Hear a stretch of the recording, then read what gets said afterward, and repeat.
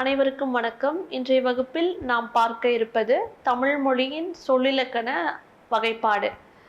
தமிழ் மொழியை பற்றி நாம் அனைவரும் அறிந்த ஒரு மகத்தான செய்தி என்னவெனில், தமிழ் மொழியானது பல்லாயிரம் ஆண்டுகால பழமையுடையது, தொன்மையுடையது, பல்வேறு இலக்கிய இலக்கணங்கள் நிறைந்த ஒரு செழுமைமிக்க மொழியாக நம் மொழி திகழ்கின்றது. இந்த மொழியினுடைய சொல் இலக்கண வகைப்பாட்டை குறித்து இந்த வகுப்பிலே நாம் பார்க்க இருக்கிறோம். தமிழ் மொழி இலக்கணத்தை மொழி இலக்கணமாக நாம் பிரித்து ஆராயும் சமயத்தில் தமிழ் மொழியின் எழுத்திலக்கண கட்டமைப்பு, சொல்லிலக்கண கட்டமைப்பு, தொடரிலக்கண கட்டமைப்பு, அணி இலக்கண கட்டமைப்பு, யாப்பிலக்கண கட்டமைப்பு என்று நாம் அதை வகைப்படுத்தி கொள்ளலாம். இன்றைய வகுப்பிலே சொல்லிலக்கண கட்டமைப்பு, அதிலும் குறிப்பாக சொற்களுடைய வகைப்பாடு எவ்வாறு அமைந்திருக்கிறது என்பதை குறித்து நாம் பார்க்க இருக்கிறோம்.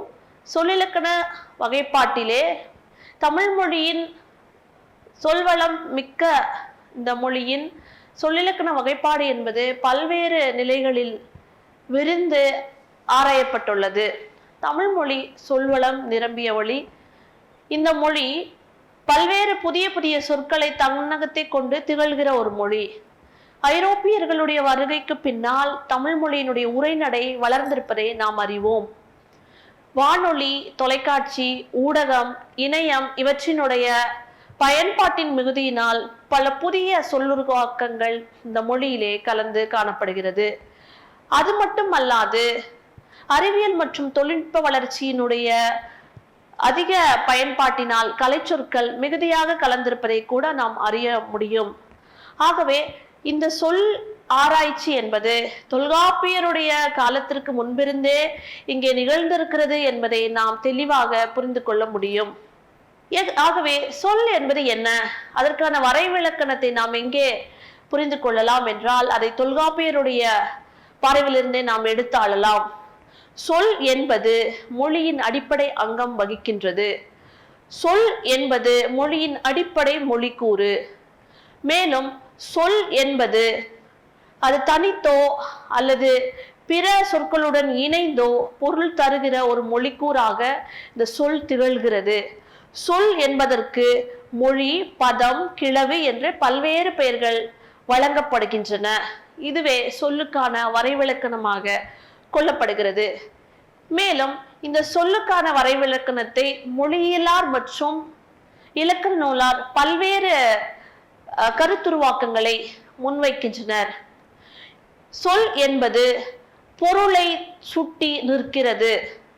இதை ப்ளூம்ஃபீல்டு பின்வருமாறு சொல்கிறார். எவ்வாறு சொல்கிறார் என்றால், சொல் என்பது சிறிய தனித்து நிற்கின்ற ஒரு மொழிக்கூறு சொல் என்கிறார் ப்ளூம்ஃபீல்டு.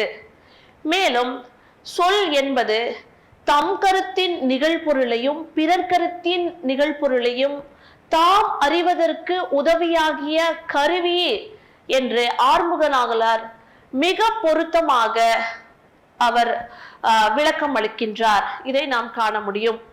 மேலும் தொல்காப்பியர் எல்லா சொல்லும் பொருள் குறித்தனவே என்கிற ஒரு நூற்பாவின் வழியாக இந்த உலகின் ஏதொன்றும் ஏதோ ஒரு பொருளாகட்டும் ஏதோ ஒரு நுட்பமான சொல்லால் குறிப்பிட்டு சொல்லப்படுவதை நாம் அறிய முடியும்.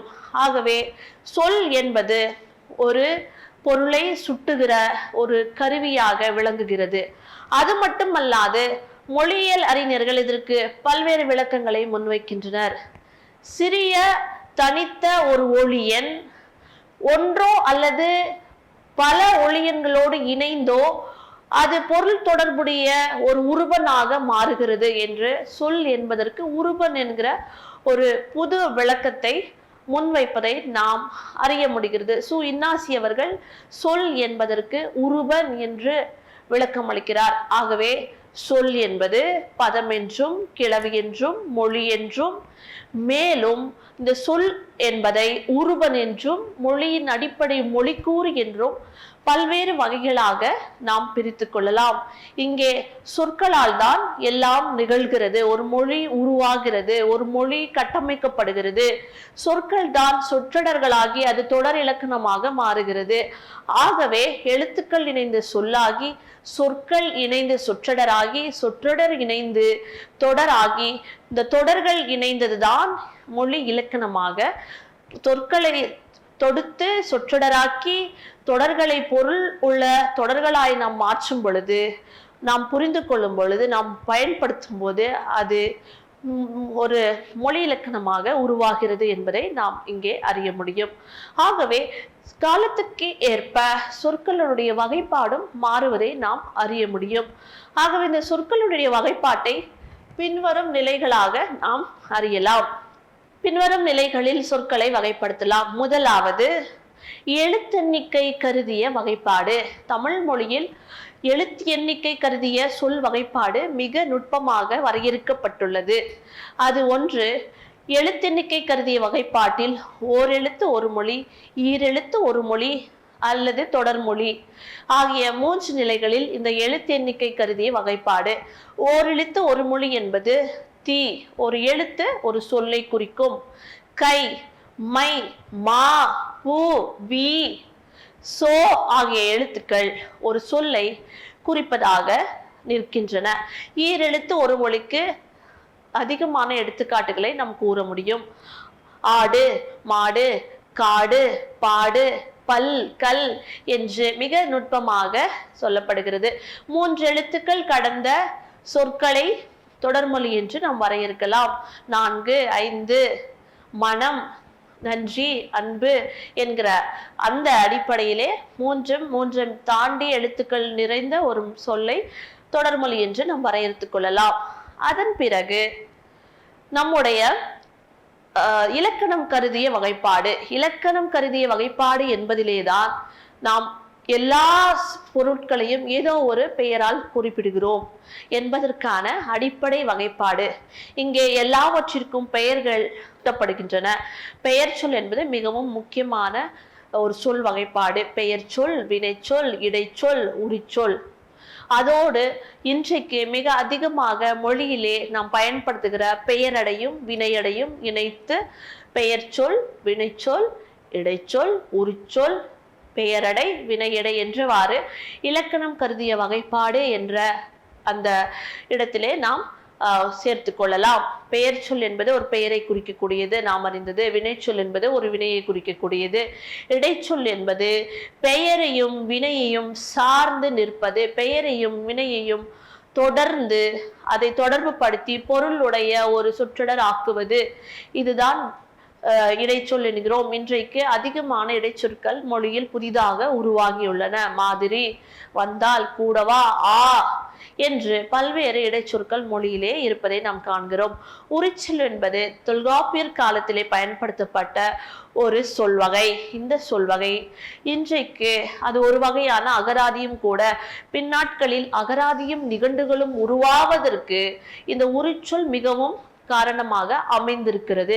தொல்காப்பியருடைய 120 உரியியலில் குறிப்பிட்டுள்ள 120 உரிச்சொற்கள் பின்னாட்களில் நிகண்டுகளும் அகராதிகளும் எழுதப்படுவதற்கு இந்த உரிச்சொற்கள் பயன்பட்டிருக்கின்றன. ஒரு சொல் பல பொருள், பல சொல் ஒரு பொருள் என்கிற அடிப்படையிலே இந்த உரிச்சொல் இடம்பெறுகிறது. அடுத்த நிலையிலே வழக்கு சார்ந்த வகைப்பாடு. எழுத்துக்களின் வழக்கு சார்ந்த வகைப்பாடு என்பது தமிழ் அல்லாத நிலப்பரப்புகளிலிருந்து இங்கே கையாளப்படுகிற சொற்களை வழக்கு சார்ந்த வகைப்பாட்டின் சொற்களாக நாம் கருதலாம். அந்த வகையிலே முதலாவது இயற்சொல், திருச்சொல், வடச்சொல், திசைச்சொல், இந்த 4 சொற்களையும் நாம் வழக்கு சார்ந்த சொற்களாக நாம் வகைப்படுத்தலாம். இது மட்டுமல்லாது நம்முடைய சொல் வகைப்பாட்டிலே வழக்கு சார்ந்த சொற்கள் என்றும் நாம் சில சொற்களை மேலும் விரிவுபடுத்தி பேசலாம். அப்படி பார்க்கும் பொழுது வழக்கு சார்ந்த சொற்கள் என்று சொல்லும் பொழுது வழக்கு அது இயல்பு வழக்கு அல்லது தகுதி வழக்கு. நாம் ஒரு அவையிலே பயன்படுத்த வேண்டிய சொற்கள், அதை எவ்வாறு பயன்படுத்த வேண்டும், அவையிலே அவை நாகரிகம் கருதி அவை அடக்கம் கருதி பயன்படுத்த வேண்டிய சொல் நுட்பங்கள் எவை, அதை எவ்வாறு பயன்படுத்த வேண்டும் என்கிற ஒரு நுட்பம் நம் தமிழ் மொழியிலே காணப்படுகிறது. அந்த வகையிலே சொற்களை இயல்பு வழக்கில் இலக்கணம், இலக்கண போலி, குழுவு குறி, மருவு, தகுதி வழக்கிலே மங்களம், மங்கள வழக்கு, இடக்கர் அடக்கல், இது எல்லாமே வழக்கு சொற்களில் நாம் பயன்படுத்துகின்றோம். இவ்வாறாக தமிழ் மொழியினுடைய சொல் வகைப்பாடு என்பது எழுத்தெண்ணிக்கை கருதிய வகைப்பாடு, அடுத்த நிலையிலே இலக்கண பாகுபாடு கருதிய வகைப்பாடு, அடுத்த நிலையிலே இலக்கணம் வழக்கு சார்ந்த வகைப்பாடு என்கிற அடிப்படையிலே இந்த சொல் வகைப்பாட்டை நாம் கூறலாம். இதன் பிறகு சொற்கள் எவ்வாறு அடுத்தடுத்த நிலைக்கு அவை உருவாகி இன்றைக்கு புது சொற்கள் மொழியிலே உருவாகி உள்ளன, கலைச்சொல்லாக்கம் எவ்வாறு நிகழ்ந்துள்ளது என்பதை குறித்து நாம் அடுத்த வகுப்புகளிலே நாம் பேசலாம். நன்றி.